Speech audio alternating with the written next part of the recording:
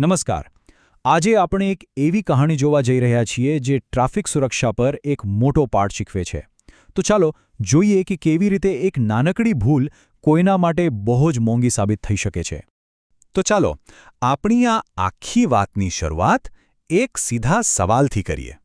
આ એ જ સવાલ છે જે આપણી આખી વાર્તાનો સાર છે અને આ સવાલ એક દાદાએ પોતાની પૌત્રીને પૂછ્યો હતો. તો વાત છે ગાંધીનગરની કિસાન નગર સોસાયટીની. અહીં બધા રહેવાસીઓ એક મીટિંગ માટે ભેગા થયા છે, જ્યાં એક અજાણ્યા મહેમાનને બોલવા માટે બોલાવવામાં આવ્યા છે. અને હા, બધાએ જાણવા આતુર છે કે આ કોણ છે અને શું કહેવાના છે. તો આ જે મહેમાન છે શ્રી ગુપ્તા, એ કોઈ લાંબુ પહોળું ભાષણ નથી આપતા. ના, એ તો બસ પોતાની ડાયરી ખોલે છે અને એક પછી એક શહેરના રસ્તાઓ પર બનેલી 5 સાચી સીસીટીવીમાં કેદ થયેલી ઘટનાઓ કહેવાનું શરૂ કરે છે. ચાલો આપણે પણ સાંભળીએ એમને. તો પહેલી વાર્તા. સમય છે સવારનો. રસ્તો એકદમ વ્યસ્ત છે અને બધાને પોતપોતાના કામે પહોંચવાની ઉતાવળ છે. બસ એવી જ એક સવારની આ વાત છે.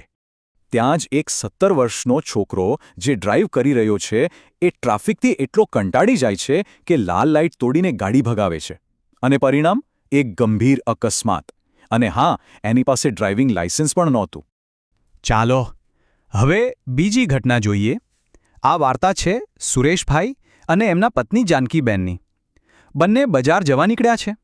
રસ્તામાં એમને એમના પાડોશી સરોજબેન મળે છે અને એમને લિફ્ટ આપે છે. હવે જો આપણે ક્યાં બહુ દૂર જવું છે, બસ આટલું કહીને 3 સવારીનું જોખમ લઈ લે છે. હવે થાય છે એવું કે 3 સવારીને કારણે સ્કૂટરનું બેલેન્સ તો પહેલેથી જ બગડેલું હતું. અચાનક રસ્તામાં વાંદરાઓ આવી જાય છે અને બ્રેક મારવી પડે છે. અને બસ પાછળ બેઠેલા સરોજબેન પડી જાય છે, એમને માથામાં પથ્થર વાગે છે અને એ બેભાન થઈ જાય છે. ત્રીજી વાર્તા છે પ્રશાંતની. ભાઈ ભારે ટ્રાફિકમાં બાઇક ચલાવી રહ્યા છે અને એ પણ ફોન પર વાતો કરતા કરતા. આનો દોસ્ત રાહુલ એને ફોન પર કહે છે કે ભાઈ ફોન મૂકી દે, પણ પ્રશાંત સાંભળતો જ નથી. એને એમ કે અરે 2 મિનિટ વાત કરવામાં શું થઈ જવાનું છે. અને થોડી જ વારમાં એની આંખો સામે જ એક અકસ્માત થાય છે. ત્યારે એને સમજાય છે કે એના દોસ્તની વાત સાચી હતી. આ 2 મિનિટનો કોલ ખરેખર બહુ મોંઘો પડી શકે છે. ચોથી ઘટના તો એક ઘરમાં જ બને છે. એક પરિવાર ક્યાંક બહાર જવાની તૈયારી કરી રહ્યો છે અને એમની વચ્ચે એક ચર્ચા ચાલી રહી છે. એમાં દીકરો એના પપ્પાને કહે છે કે પપ્પા, તમે તો બીકણ છો. કેમ? કારણ કે એના પપ્પા ગાડીના બધા ડોક્યુમેન્ટ્સ બરાબર ચેક કરી રહ્યા હતા. પણ પિતા જે જવાબ આપે છે એ સાંભળવા જેવો છે. એ કહે છે કે આ જવાબદાર નાગરિક હોવાની નિશાની છે. એટલું જ નહીં, પિતા તો ત્યાં સુધી કહે છે કે જે ટ્રાફિકના નિયમો નથી પાળતો એને હું દેશભક્ત માનવા તૈયાર નથી. બોલો, કેટલી મોટી વાત કહી દીધી. કાયદાનું પાલન અને દેશભક્તિ, આ બંનેને સીધા જોડી દીધા. અને હવે 5મી અને છેલ્લી વાર્તા. આ વાતચીત છે હેતવી અને એના દાદા વચ્ચેની. અને આ એ જ વાત છે જે આપણને પાછા પેલા શરૂઆતના સવાલ પર લઈ જશે. હેતવી છે ને, એ ગર્વથી કહે છે કે એ રોજ અડધો કિલોમીટર રોંગ સાઈડમાં ગાડી ચલાવે છે અને એવું કરીને એ 10 મિનિટ બચાવે છે. વિચારો, માત્ર 10 મિનિટ માટે આટલું મોટું જોખમ. તો આ 5 વાર્તાઓ કહ્યા પછી શ્રી ગુપ્તા ત્યાં બેઠેલા બધા લોકો સામે જુએ છે. હવે એમનો વારો છે વાતને એના મૂળ સુધી લઈ જવાનો. એ એકદમ ગંભીર વિશ્લેષણ રજૂ કરે છે અને એક સીધો સવાલ પૂછે છે કે ભાઈ, મને તો એ વાતની નવાઈ લાગે છે કે શું આપણને આપણા જીવનની કિંમત જ નથી સમજાતી? શા માટે આપણે પોતાની અને બીજાની સુરક્ષાને લઈને આટલા બેદરકાર છીએ? પછી એ કેટલાક સામાન્ય કારણો ગણાવે છે જે મોટાભાગના અકસ્માતો પાછળ હોય છે. જેમ કે કામે જવા માટે મોડું નીકળવું અને પછી સ્પીડમાં ગાડી ચલાવવી, રસ્તાને રેસ ટ્રેક સમજી લેવો, કે પછી ગાડીની સર્વિસ સમયસર ન કરાવી, અને હા, સિગ્નલ કે ઓવરબ્રિજ જેવી સુવિધાઓને અવગણવી.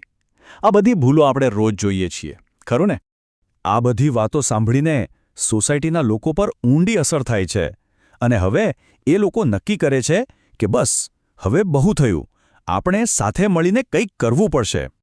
અને પછી એ બધા જ એક નવો સંકલ્પ લે છે.